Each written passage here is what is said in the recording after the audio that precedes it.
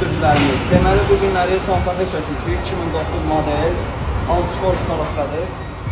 Qardaş yaxınlaşıb ki, deməli, korobkada nə problem var? Korobkada deyalsan vurma verir, rejimdə gedir, 4-də qalır.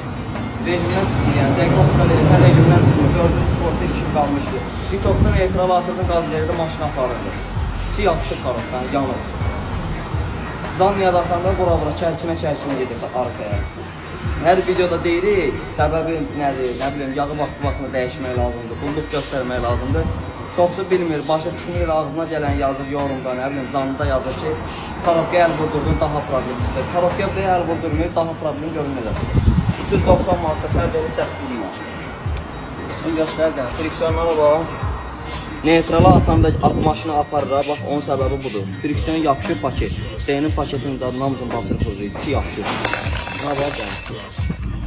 Yanır səməli başda.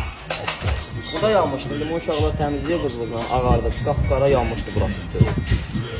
Davlen sanlikına bax, cırıq-cırıq, stroydan çıxır, sıradan çıxır. Ona görə qardaşlar, vaxtında qulluq göstərmək lazımdır korobkaya. Yəni 390 manat, 800 manat, bu yaxşı tutardır. Beyninə o qədər zədə vermir. Bu yaxşı tutardır. Beyninə zədə verəndə, beyin özü 750 manat sport ələsin. Ondan sonra məcbursan sport korobka alasan, 1300 manat, 1500 manat. Vaxtına qulluq göstərmək lazımdır. Yağın filtrini dəyişmək lazımdır.